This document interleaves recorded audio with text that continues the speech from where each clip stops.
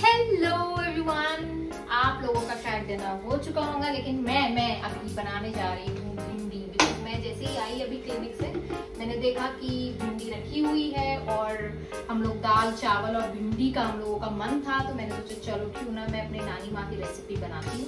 तो पहले जमाने में मुझे लगता है कि मेरी नानी जो थी वो घी का बहुत इस्तेमाल करती थी, तो मैं भी आज घी का इस्तेमाल करूंगी यहाँ पे। जैसे कि आपको पता है घी जो है वो मम्मी बना के बेचती है लखनऊ से, तो मैं घर का बना हुआ देसी घी यूज करूंगी।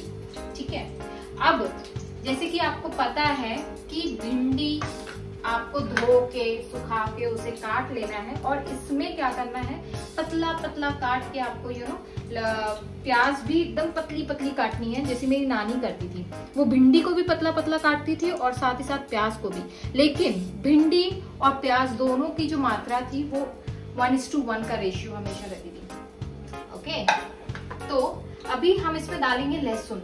लहसुन से इसका स्वाद बढ़ जाता है। एक्चुअल में कोई भी चीज आप सब्जी बनाने जाओ, अगर लहसुन अगर आप उसमें डाल देते हो तो उसका स्वाद ऑटोमेटिकली बढ़ जाता है, और देसी घी की तो बात ही अलग है। तो ये हम लोगों ने लहसुन डाला, और अब इसे हम जब तक कि गोल्डन ब्राउन ना हो जाए, इसकी खुशबू जो है, पंजिन जो स्मेल होती है वो जब तक कि ना हो जाए। मेरी नानी हमेशा कहती थी कि लहसुन को तब तक पकाओ जब तक कि वो गोल्डन ब्राउन ना हो जाए, और गोल्डन ब्राउन जब हो जाता है तो उसकी जो महक होती है, पंजिन स्मेल जो होती है वो चली जाती है, उसका सौंधापन बन जाता है। तो अभी हम लोग वही करेंगे, देसी घी में बना रही हूँ मैं। अगर आपके पास देसी घी नहीं है तो घबराने वाली कोई बात नहीं, आप ये रेसिपी नॉर्मल आपके कुकिंग ऑयल में भी आप बना सकते हो, ऑलिव ऑयल में बना सकते हो, या जो ऑयल आप यूज करते हो उस ऑयल में बना सकते हो, ऐसा कुछ है नहीं। लेकिन क्योंकि ये मेरी नानी की रेसिपी है तो मैंने सोचा कि क्यों ना मैं इसे देसी घी में ही बनाऊं। और हम लोगों ने ये पूरा सेटअप किया है अभी आप लोगों के लिए, क्योंकि ये मैंने शिवेन को बोला कि यहाँ पे लाइट नहीं आ रही है, तो लाइट के लिए बेचारे शिवेन ने ये पूरा सेटअप करके दिया मुझे। So sweet of it. अच्छा, ये जो है अभी आप देख रहे हो, ये देखो इसका रंगत बदल रही है। ठीक है, ये हल्का हल्का अपना रंग छोड़ रहा है और ये इस तरीके से गोल्डन ब्राउन हो रहा है। तो थोड़ी देर तक हम लोग इसे और पकाएंगे ताकि इसका जो प्रॉपर जो स्मेल है, पंजिन स्मेल है, वो पूरी तरीके से चला जाए और स्वाद निखर के आए। ठीक है, अब इसमें हमें क्या करना है, मेरी नानी क्या करती थी, ये करने के बाद वो जैसे ही थोड़ा सा ये ब्राउन हो जाता था, हल्का गोल्डन ब्राउन हो जाता था,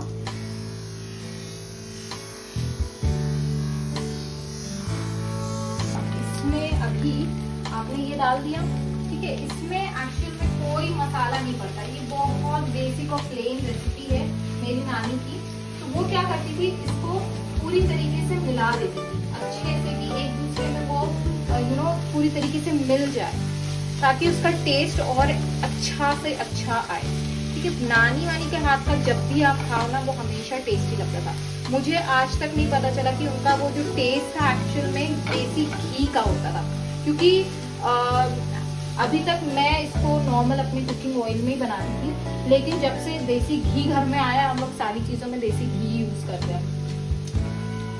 तो जब मैंने देसी घी में ये बनाया तो ऑटोमेटिकली जो नानी की जो यादें थी, मेरी जो नानी का जो टेस्ट था, वो एक्चुअली मुझे मिल गया। अच्छा, अब यहाँ पे हम लोगों को क्या है, मेरी नानी इस तरीके से तोड़ तोड़ के इसमें डाल देती थी, ताकि इसका जो बीज है वो भी इसमें थोड़ा कड़वापन आए, कड़वापन मतलब तीखापन आए इसमें, और बाकी इसकी जो रंगत है वो भी बदल जाए। क्योंकि जब green, white and red combination में जब हम लोग देखते थे खाना, तो ऑटोमेटिकली मुंह में पानी आने लगता था और भूख जोरों से लगने लगती थी।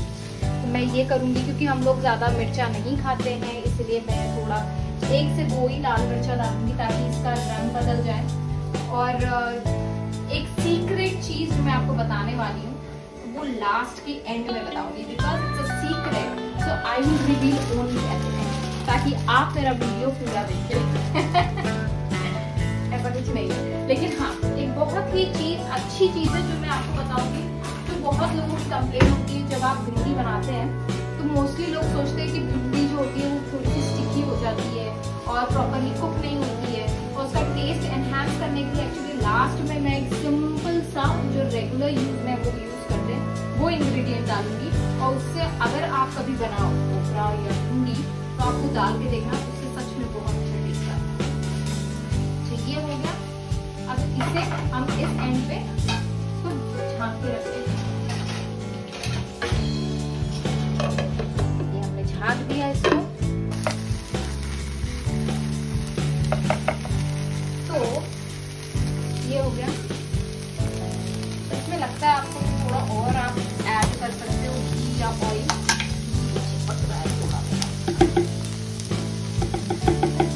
मैं घी और ऐड कर दूंगी इसमें हल्का सा, ताकि इसका स्टिकीनेस, क्योंकि ये पूरा और पूरा आपका तेल में ही बनता है, ठीक है। क्योंकि ये नानी की रेसिपी है तो मैं इसमें कोई मिक्स नहीं कर सकती हूँ।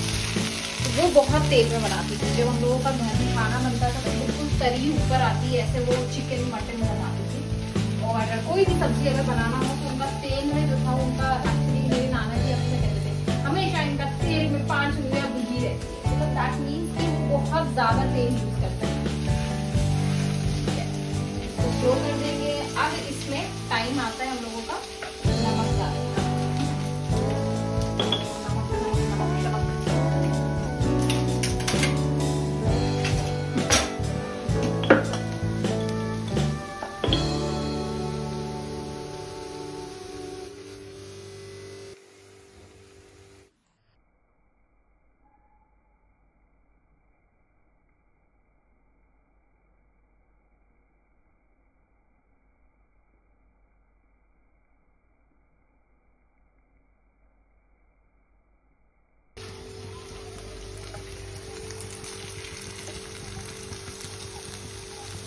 ये देखिए, इसमें ये जो बबलिंग साउंड आ रहा है, जो आपको आवाज आ रही है, एक्चुअली ये जो तेल में वो पक रहा है, प्रॉपरली वो पक रहा है तेल में। मैं आपको बता नहीं सकती, मेरे मुंह में पानी आ रहा है जब मैं ये रेसिपी देख रही हूँ, क्योंकि बहुत दिनों बाद मैं अपने नानी के हाथ का, मतलब उनकी रेसिपी ट्राई कर रही हूँ।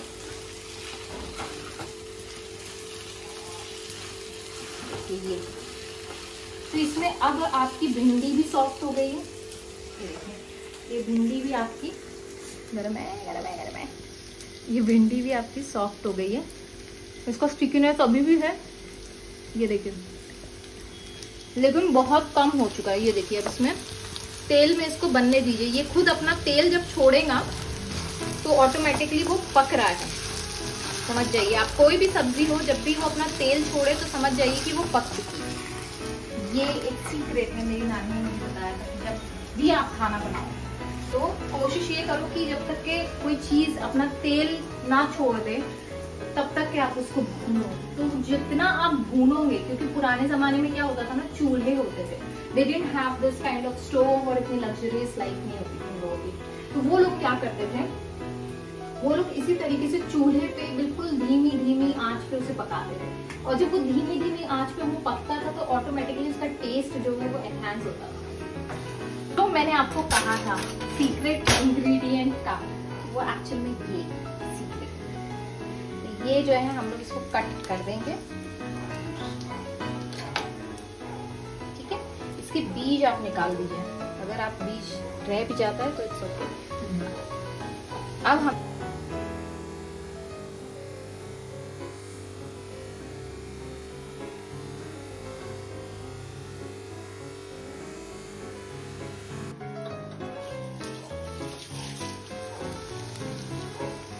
मैंने आपको ये सीक्रेट इंग्रेडिएंट बता दिया है। वो क्या था, वो लेमन था। हाफ लेमन आपको डालना है। अगर सब्जी ज्यादा है तो आप पूरा 1 लेमन भी डाल सकते हैं, लेकिन हाफ लेमन डालिएगा।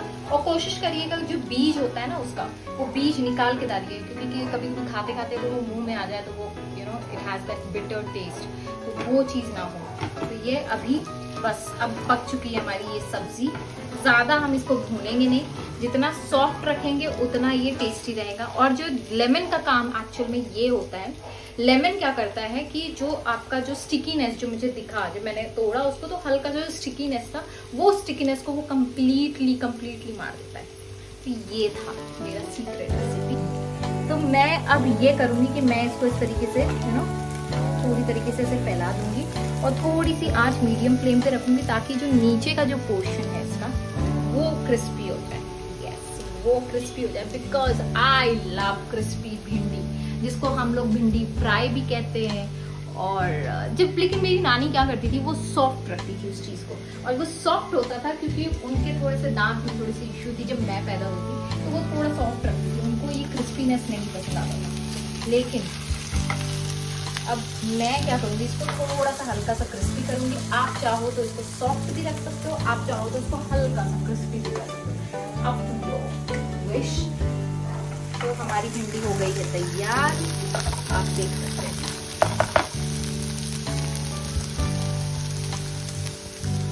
ये ऑलमोस्ट इसने अपना तेल छोड़ दिया है, और जो आवाज आप सुन रहे हो ना,